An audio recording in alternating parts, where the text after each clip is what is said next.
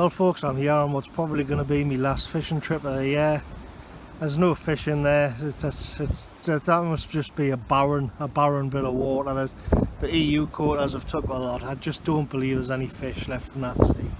But whatever, I'm still having a jolly nice time of it, staring off into the horizon there.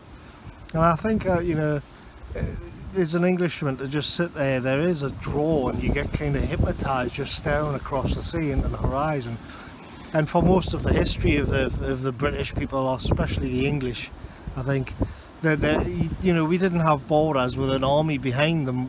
That's what we're looking at there. That was our border, and so it's just an infinite nothingness. And I cannot help but think that it's had a quite profound effect on the Anglo mentality. Certainly people have pointed it out before, but it's this infinite space that needs to be filled with something or explored, and you just sit there and sort of ponder what's on the other side of it, and of course organising yourself to get on board a boat and go and see what it is.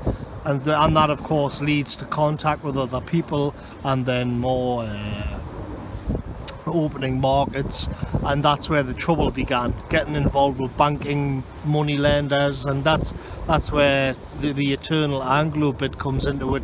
But before we get onto that, there is this driving motive force of the Englishman to actually that he's surrounded by the nothingness, and that he needs to understand it. I think it kind of caught on with the Americans to a degree as well, because they've kind of show so much similar. It's similar people, I suppose. It's almost the same stock. And you also see it in the philosophy, the difference between the continental philosophers and the British philosophers. The British philosophy, the the dominant ideas are always about distancing yourself from central power, and then going out away from central power and becoming your own man and being left alone. And so once again you get that dynamic.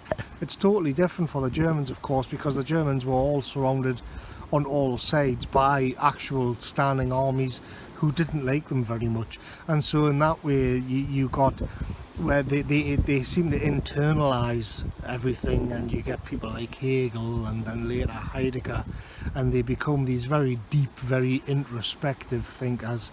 And it's funny because they also went for classical music, which is purely metaphysical, and the English did as well, but not anywhere near the degree that the Germans did. The English, I think, they excelled, funny enough, at the written word. And in the written word, you see that again, all you need is one man with a typewriter or a fountain pen, and some paper. So whereas with a classical music with an orchestra, it's all very organised. It's typically German, and everybody knows their place. It's quite hierarchical, and everybody is perfectly in tune and in sync. Whereas when you write a book, it's just you. And that's where again you see that strange dichotomy between two people. Oswald Spengler got into this very heavily, of course, but here in the case of the Anglo, it's instead of being the deep German well, what we're looking at here is the expanse, which needs to be filled with something. And what it was actually filled with is the controversial bit, because it was mainly markets, capitalism, materialism. And so you end up with a world which is sort of outward looking and individualistic and quite fractured, but also shallow, much shallower than that sea is. And it's all about filling the infinite with stuff, rather than the German being in time and belonging and knowing where you are in your own place in the world. The Englishman's was very much I'll go out into the world and impose my will on it. And that became the dominant force. I think the World War II's were that storyline, that arc, finally coming to this sort of bloodbath of a conclusion. And people like to heap all of these sort of reactionary thinkers love to heap all of the world's ills onto the Anglos for that, because they're onto this as well. But whatever the case, I mean, I do think that the time has come for the Anglo to say we've done it.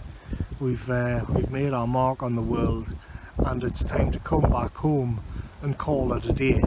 There's nothing left to be explored out in the world, but there's plenty of things to explore back at home within ourselves, and a lot of introspection to be done which has been neglected.